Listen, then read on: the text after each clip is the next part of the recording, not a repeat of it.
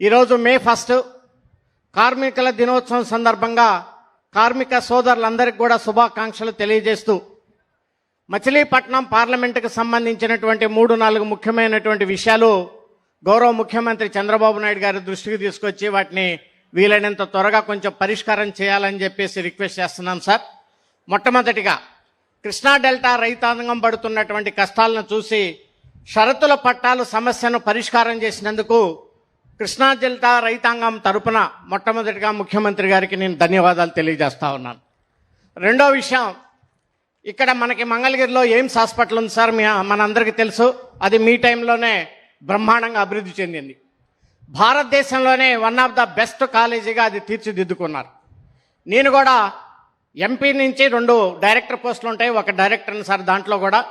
అయితే పామర్రు నియోజకవర్గానికి ఒక శాటిలైట్ సెంటర్ ఇవ్వమని చెప్పేసి నేను తీర్మానాన్ని మూవ్ చేశాము మీటింగ్లో.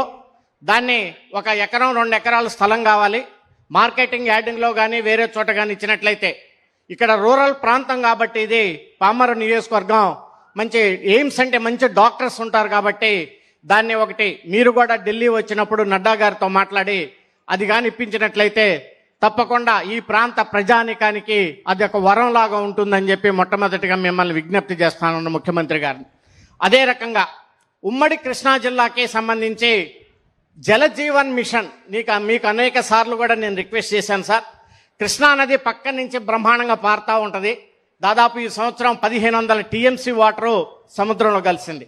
కానీ ఈ ప్రాంత ప్రజానికానికి తాగటానికి మంచినీళ్ళు లేక చాలా ఇబ్బందులు పడుతున్నటువంటి విషయం చూసాం. మీరు అనేక సార్లు గౌరవ ప్రధానమంత్రి గారితో మాట్లాడటం వల్ల జలజీవన్ మిషన్ను కూడా ఎక్స్టెండ్ చేశారు. మరి ఈ డిపిఆర్ కూడా తయారు చేశారు పవన్ కళ్యాణ్ గారి యొక్క అధ్యక్షతన వారి మంత్రిత్వ శాఖలో. మరి దాదాపు 5800 కోట్ల రూపాయలు ఉమ్మడి కృష్ణా జిల్లాకి జలజీవన్ మిషన్ని డిపిఆర్ తయారు చేశారు. దయచేసి కృష్ణా జిల్లాని కూడా మీరు తప్పకుండా దీన్ని ఇంక్లూడ్ చేయాలని చెప్పేసి, మంచినీటి సమస్య తీర్చాలని చెప్పేసి కూడా మరొకసారి మీకు దృష్టికి తీసుకొస్తున్నాను సార్. మీ అందరికీ తెలుసు, ముఖ్యమంత్రి గారికి మరి చిత్తూరు జిల్లా ఒక కన్ను అయితే రెండో కన్ను కృష్ణా జిల్లా అనేటువంటి విషయం కూడా మనందరికీ తెలుసు. సో అందుకని తప్పకుండా ఈ కృష్ణా జిల్లా యొక్క మంచినీటి సమస్యను పరిష్కరించాలని చెప్పేసి మిమ్మల్ని మరి ఒకసారి విన్నవించుకుంటున్నాం సార్ ప్రజల తరపున.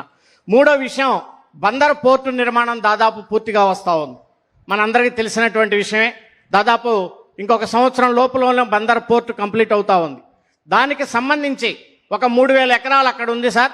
దాన్ని ఇండస్ట్రియల్ హబ్గా మార్చినట్లయితే పోర్టు కనెక్టివిటీ రోడ్లు వస్తున్నాయి, రైల్వే లైన్ వస్తుంది. అది బ్రహ్మాండంగా వన్ ఆఫ్ ద బెస్ట్ పోర్టుగా తయారు కాబోతా ఉంది. దానికి ఆ 3000-4000 ఎకరాలతోటి ఒక మంచి ఇండస్ట్రియల్ హబ్గా మీరు తయారు చేసినట్లయితే అనేక మందికి ఉద్యోగ అవకాశాలు వస్తాయి, అలాగే వ్యాపారం చేసుకోవటానికి నిరుద్యోగులకు కూడా అవకాశం వస్తుంది.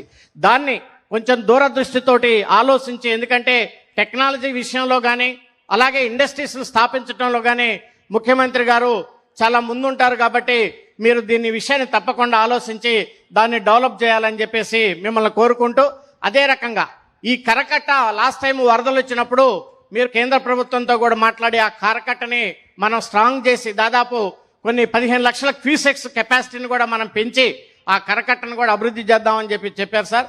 దాన్ని కూడా కేంద్ర ప్రభుత్వం యొక్క నిధులతోటి హోమ్ డిపార్ట్మెంట్ నుంచి దాన్ని కూడా కంప్లీట్ చేసినట్లయితే ప్రధానంగా ఉన్నటువంటి సమస్యలన్నింటినీ ఈ కృష్ణా జిల్లాకి మరి పరిష్కారం దొరుకుతుందని, అది తమరి ద్వారానే సాధ్యమవుతుందని కోరుకుంటూ ఈ అవకాశం ఇచ్చినటువంటి మీ అందరికీ కూడా హృదయపూర్వక ధన్యవాదాలు తెలియజేస్తాను.